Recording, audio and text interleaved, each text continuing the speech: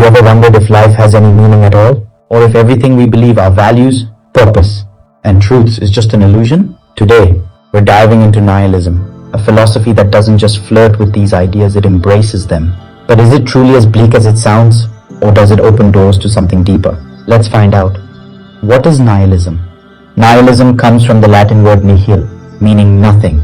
At its core, nihilism rejects the idea that life has inherent meaning, value, or purpose. It's a radical way of looking at the world that questions everything we take for granted. Our morality, our beliefs, even our existence. But where did this idea come from?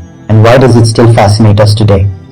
The roots of nihilism. The seeds of nihilism were planted long ago, with ancient skeptics questioning whether we can know anything for certain. But it wasn't until the 19th century that nihilism truly gained momentum.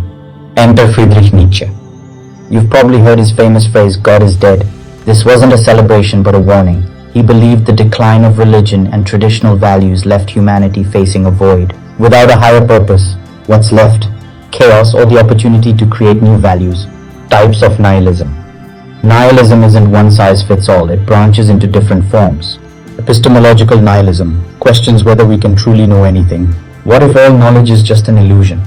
Moral nihilism argues that there's no such thing as absolute right or wrong. Moral truths don't exist. Existential nihilism asks the big question, does life have any purpose at all? Spoiler alert, it says no. The bright side of nihilism? Now, you might think nihilism is a recipe for despair. And sure, facing the void isn't easy. But here's the twist. Nihilism doesn't have to be negative. Think about it. If life has no preordained meaning, you're free to create your own. This is where thinkers like Nietzsche and Camus offer us a way forward. Camus, for example, said we must imagine Sisyphus, the guy rolling a boulder up a hill forever, happy. Why? Because he chooses to embrace his struggle. Nihilism can inspire creativity, freedom, and the courage to live authentically, even in the face of uncertainty. Critiques and closing. Of course, nihilism has its critics.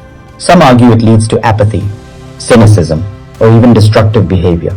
Others say it's unrealistic to reject all values and meaning. But maybe that's the beauty of nihilism. It forces us to ask the big questions and wrestle with what really matters. So, is nihilism the ultimate freedom or a dangerous void? One must encourage finding freedom and peace within ourselves, not by relying on outside beliefs or structures. That's up to you to decide. Thanks for joining me on this dive into nihilism, the philosophy of nothing. What do you think?